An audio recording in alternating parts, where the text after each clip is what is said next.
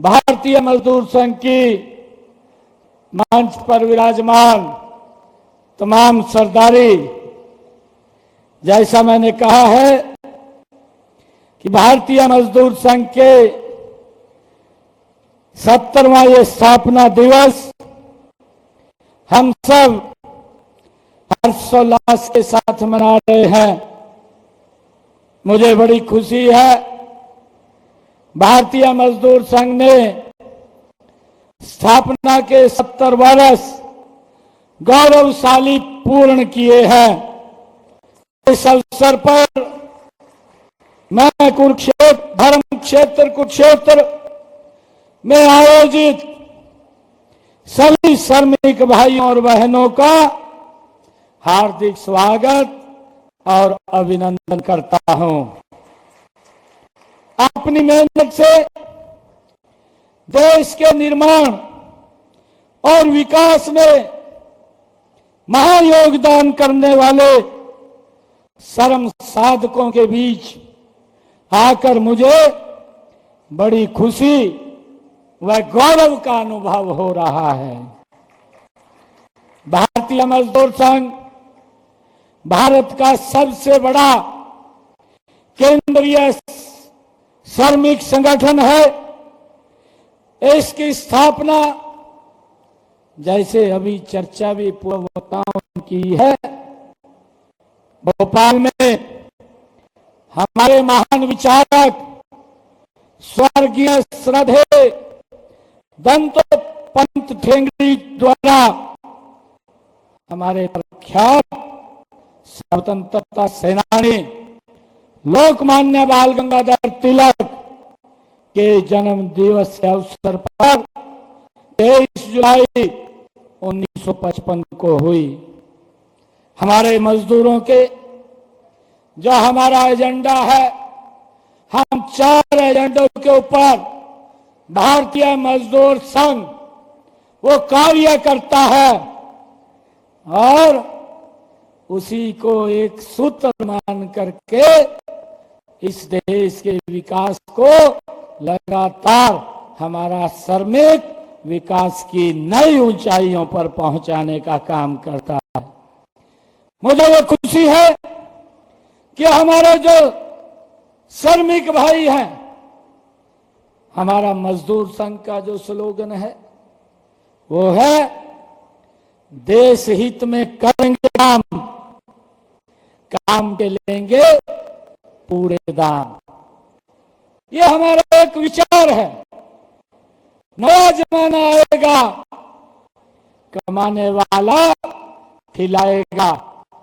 ये भारतीय मजदूर संघ, ये उसका विचार है, उसका सूत्र है।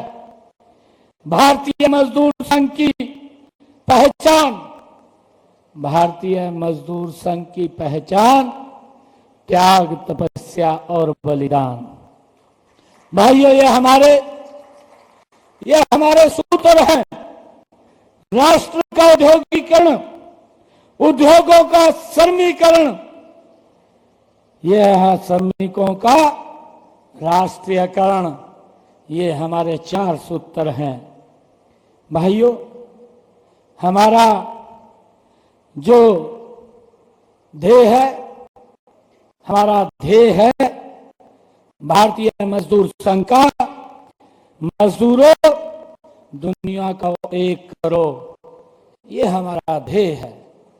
परंतु जब हम अन्य संगठनों की तरफ देखते हैं, जो उनका विचार है वो किस प्रकार का विचार है, वो किस सोच को लेकर के काम करते हैं, उनकी सोच में, उनके विचार में जब वो इस प्रकार की बात को बोलते हैं तो उसमें देश और जो श्रमिक हमारे भाई हैं, भाइयों, ये देश कहीं आगे बढ़ता हुआ दिखाई नहीं देता। उसके अंदर भी कहीं ना कहीं द्वेष भावना उत्पन्न हुई दिखाई देती है।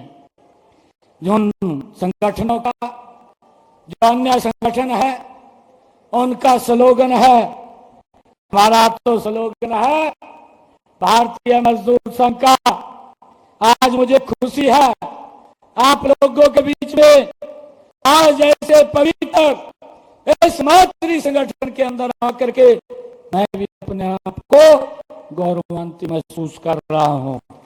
हमारा जो ध्येय है, हमारा ध्येय है देश हित में करेंगे काम, काम करेंगे पूरे दाम। और अगर हम दूसरी तरफ देखते हैं, जो अन्य संगठन है उनका ध्येय है, उनका सूत्र है चाहे जो मजबूरी हो।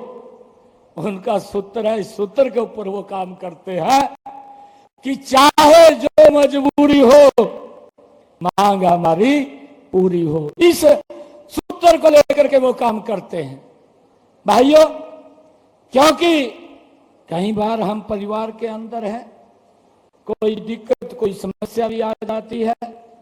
अभी मुझे आप लोगों को बताते हुए ये पहली बार आदरणीय नरेंद्र मोदी जी की सरकार ने जो लंबे समय से अंग्रेजों के बनाए हुए कानून थे उन सबको खत्म करके 4 कानून बना करके मेरे श्रमिक भाइयों को लाभ पहुंचाने का काम ये आपकी सरकार ने किया है, ये हमारी सरकार ने किया है। इसके लिए मैं आप सबको बहुत बहुत साधुवाद देता हूं।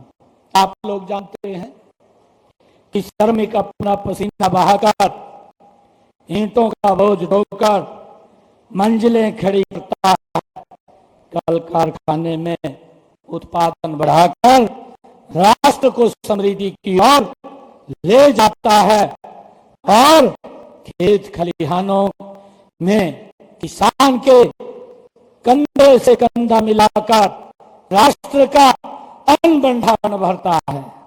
भाइयों, हम सब इस बात में से भली भांति अवगत है कि किसी भी देश के आर्थिक विकास में श्रम की महत्वपूर्ण भूमिका रहती है।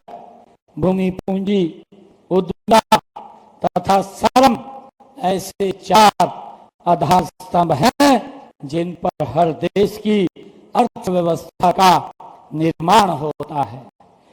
इनमें से चौथा स्तंभ श्रम सबसे महत्वपूर्ण है।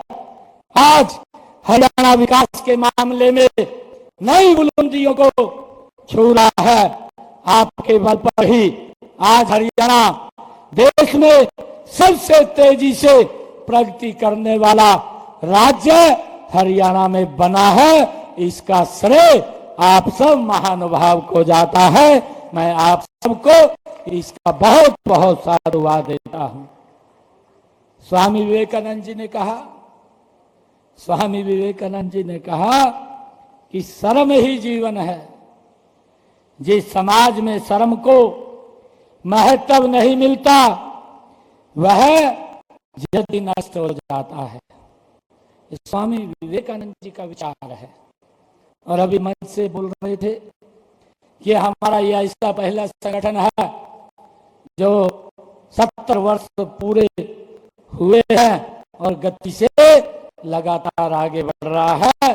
और दूसरे संगठनों को अगर हम देखें तो कहीं ना कहीं रास्ते में ही दम तोड़ रहे हैं। उनके विचार को लेकर के ये सारा भाइयों सिस्टम होता है। मुझे ये खुशी है आप लोगों के बीच में आज बताते हुए कि हमने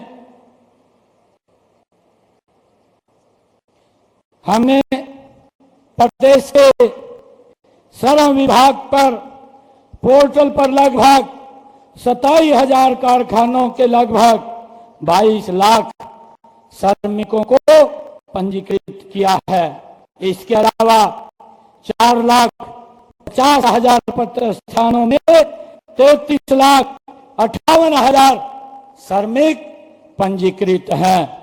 हमारा ध्यान केवल संगठित क्षेत्र पर ही नहीं बल्कि असंगठित क्षेत्र पर भी है।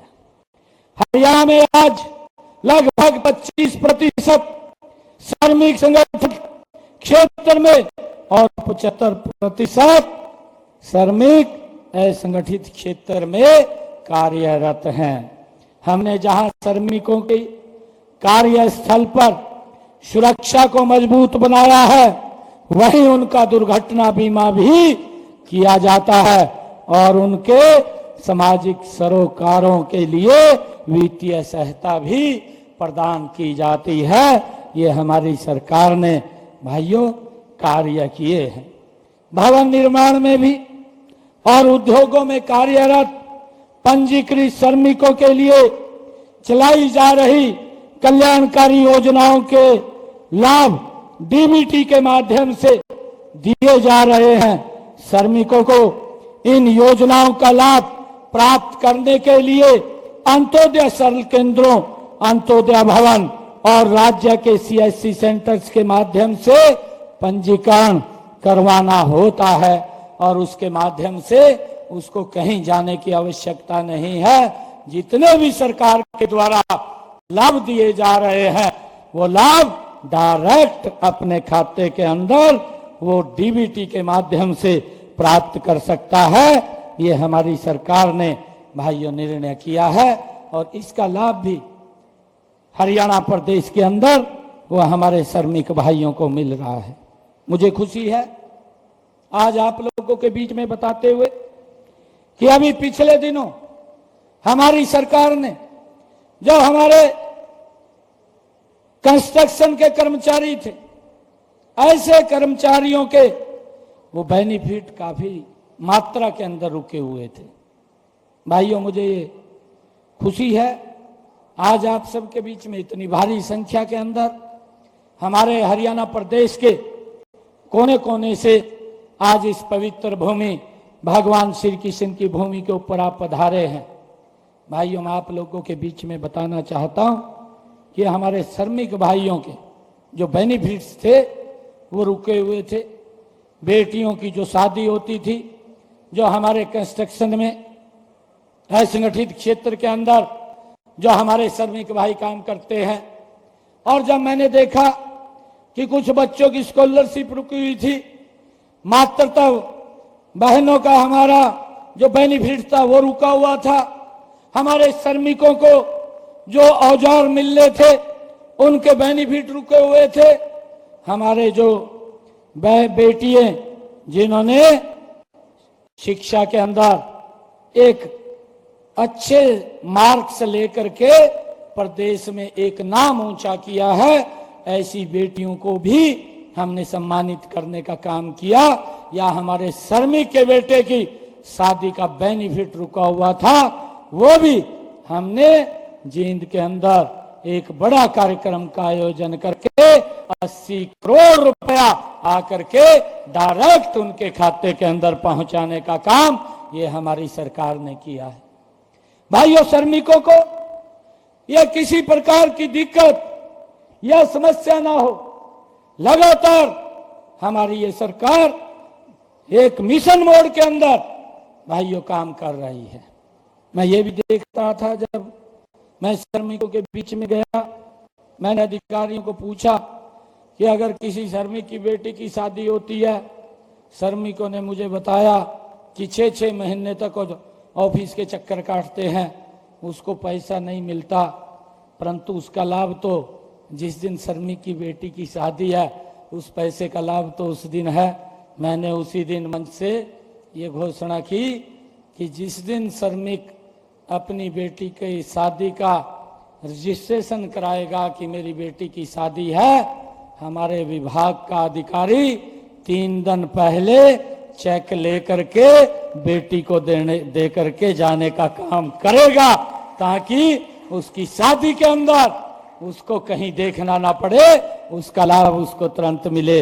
ये हमारी सरकार ने भाइयों निर्णय किया है।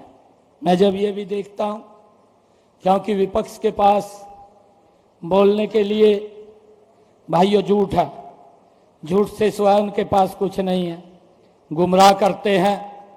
अभी जदोर कुछ नहीं मिला, अभी हमारे पवन जी बता रहे थे, मुझे भी सुना है, मैं भी देख रहा था, कांग्रेस के मुखिया जो 10 साल इस प्रदेश के ऊपर शासित रहे, 10 साल के अंदर तो बताने के लिए कुछ नहीं है। अगर बताने के लिए है, ये बातें बोलता है। कहा जब मेरी सरकार आएगी, कहा एक तो पोर्टल को खत्म कर दूंगा, और दूसरा कहने लगा, कहा जो HKRN के कर्मचारी हैं इनको सारों को घरा भेज दूंगा। भाई तन्नी घरा भेज देंगे न, तेनू कहा लग रहे छोड़ना, 1 तारीख के बाद तेरे को साफ कर देंगे न। तू इस प्रकार की भावना लेकर के अगर काम कर रहा है, इस सोच को लेकर के काम कर रहा है, तो 1 तारीख को आपको कोई नहीं छोड़ेगा, आपको घर भेजने का काम करेंगे। मैं आपको बताना चाहता हूं हुड्डा साहब, इसी पोर्टल की वजह से जिसको आप बंद करने की बात कर रहे हैं, आज मेरे हरियाणा प्रदेश के कर्मचारियों को भाइयों सेक्रेटरीट के चक्कर नहीं काटने पड़ते, ऑनलाइन ट्रांसफर मन चाहे स्थान के ऊपर आज हो जाती है। उसके अंदर जो भ्रष्टाचार था, उस भ्रष्टाचार को भी समाप्त करने का काम ये हमारी सरकार ने किया है। मुझे ये खुशी है आज इसी के माध्यम से हरियाणा प्रदेश के हमारे वो बुजुर्ग जो 6-6 महीने तक ऑफिसों के चक्कर काटते थे, भाइयों पेंशन नहीं लगती थी, और अगर पेंशन लगवानी भी होती थी तो अधिकारी को वहां जाकर के उसको सेवा भी करनी पड़ती थी। कई बार वो जो कर्मचारी बैठा होता था वहां पर, वो बुजुर्ग को बोल देता था कि आपकी ये पेंशन तो लग रही है, इसमें से 3 महीने की मेरे को दे दे, कहा जल्दी लग जाएगी, और वो पैसा दे करके अपनी पेंशन लगवा लेता था। परंतु आज मुझे ये गर्व है आप लोगों के बीच में बताते हुए कि अगर किसी बुजुर्ग की 60 साल की उम्र हुई है, उसको किसी दफ्तर में जाने की जरूरत नहीं है, किसी भी अधिकारी के चक्कर काटने की जरूरत नहीं है, ऑटोमेटिक पेंशन बन करके उसके घर के ऊपर आ जाएगी। ऐसे 3,30,000 हमारे बुजुर्गों की हरियाणा प्रदेश के अंदर बिना किसी दफ्तर में गए, किसी अधिकारी के पास गए, पेंशन लग करके उसके घर के ऊपर पहुंचाने का काम ये हमारी सरकार ने किया है। आज चाहे BPL कार्ड हो, BPL कार्ड बनवाने के लिए कितनी मशक्कत करनी पड़ती थी, परंतु आज ऑटोमेटिक ही अगर कोई व्यक्ति 1,80,000 रुपए से नीचे आ जाता है, उसकी ऑटोमेटिक BPL कार्ड बन करके उसके घर पे चला जाता है। ये हमारी सरकार ने निर्णय किए हैं, इसका लाभ हरियाणा प्रदेश के लोगों को मिल रहा है, परंतु कांग्रेस का पेट खराब हो रहा है, कांग्रेस को दिक्कत हो रही है। क्यों? ये जो लीकेज थी, इस लीकेज के दम के ऊपर कहीं ना कहीं पैसा हमारी जेब में जाता था, अब ये पैसा बंद हो गया है, अब भ्रष्टाचार के ऊपर रोक लगी है, कहीं ना कहीं उन लोगों को पीड़ा हो रही है। भाइयों, बोलते रहते हैं, झूठ फैलाते रहते हैं। अभी लोकसभा के अंदर काम तो बताए नहीं, परंतु उन्होंने भाइयों झूठ फैलाने का काम किया है। मैं आज आप लोगों से आग्रह करूंगा, क्योंकि हमारी सरकार ने एक से बढ़कर के एक निर्णय किया है। मैं आपको बताना चाहता कि 12 मार्च को मैंने हरियाणा प्रदेश के सेवक के रूप में आदरणीय प्रधानमंत्री जी ने मुझे यहाँ बैठाया। 13 मार्च को मैंने विधानसभा के अंदर विश्वास मत हासिल किया। 16 मार्च को कोड ऑफ कंडक्ट लग गया। भाइयों, 6 अप्रैल तक, ये 6 जून तक कोड ऑफ कंडक्ट रहा, और 6 के बाद आज ये 22-23 अगस्त है। भाइयों, कितना समय मिला है, परंतु इस कम समय के अंदर बड़े ऐतिहासिक निर्णय आपके भाई ने लिए हैं, हरियाणा प्रदेश के जन के हित के अंदर लिए हैं।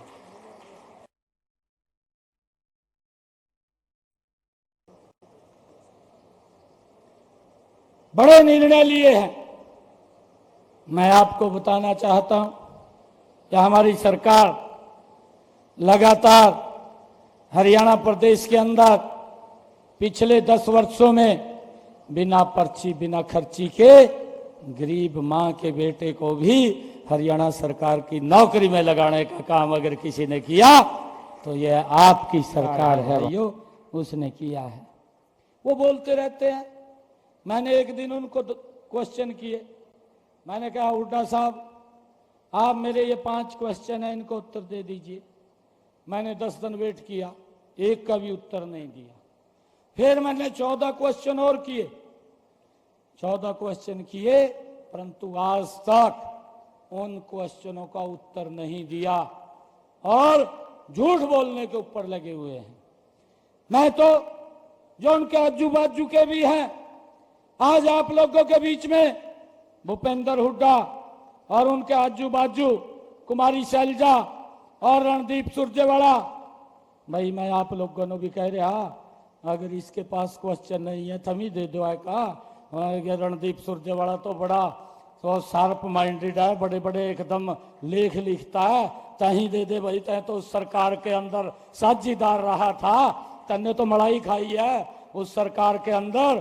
परंतु झगड़ा तो इस बात का है कि मलाई ज्यादा हुड्डा खा गया, इन तक कम लगी हाथ, और जब कम हाथ लगी तो एक दूसरे को गाली पिला रहे हैं, मंच पर भी इकट्ठे नहीं हो सकते। भाइयों, ये हरियाणा प्रदेश के भले के लिए नहीं, ये अपने भले की लड़ाई के लिए लड़ रहे हैं, इस बात को भी हमने समझना होगा।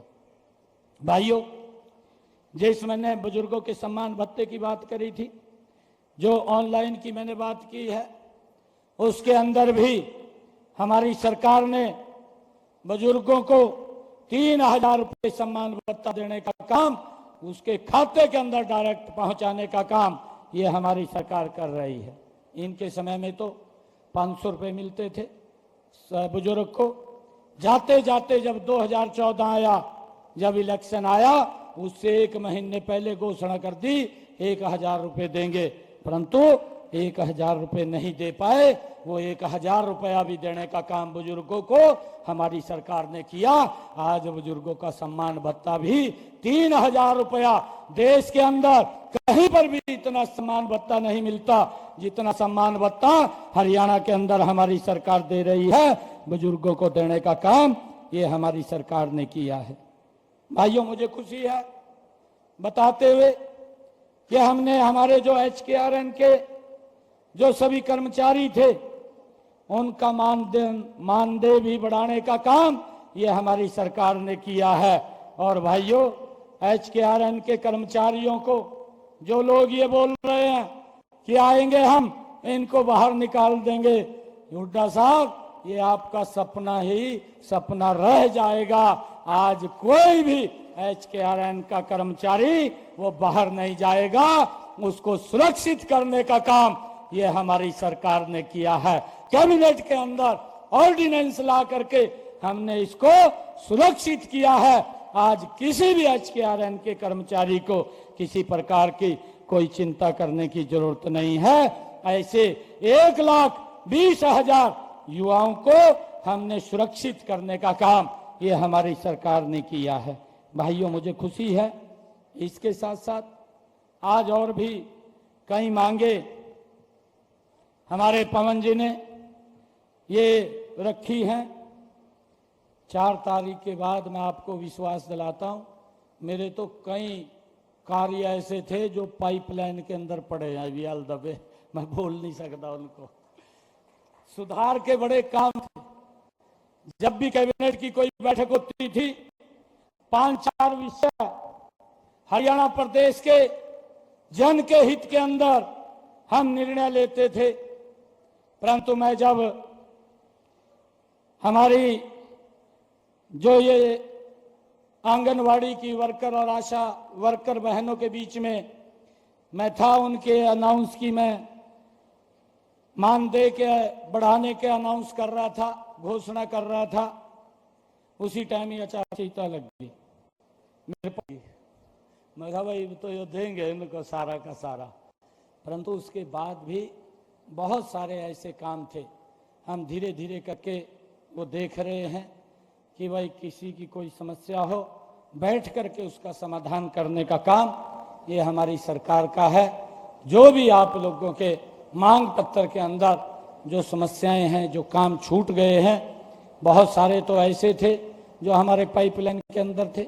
हमारा नंबरदारों का विषय था, वो भी पहले पाइपलाइन के अंदर रह गया है। हमने तीज के पर्व के ऊपर हरियाणा प्रदेश की बहनों को, ऐसे 50 लाख परिवार हैं जिन परिवारों को निर्णय किया कि हमारी बहनों को, माताओं को 500 रुपए का गैस का सिलेंडर मिलेगा, बाकी का सारा पैसा हरियाणा सरकार ऊपर का देने का काम करेगी। ये निर्णय भी हमारी सरकार ने लिया है। भाइयों, और भी बहुत सारे ऐसे लगातार निर्णय ये सरकार ले रही है जिसका लाभ हरियाणा प्रदेश के हमारे सभी श्रमिक भाइयों को और हमारे कर्मचारी भाइयों को और हमारे कंस्ट्रक्शन के कर्मचारियों को भाइयों लगातार बखूबी उसके अंदर मिल रहा है। आज मैं आप सबका इस अवसर के ऊपर भारतीय मजदूर संघ के 70वें स्थापना दिवस के अवसर के ऊपर आज भारतीय मजदूर संघ की यात्रा ये 70 वर्ष की पूरी कर चुके हैं।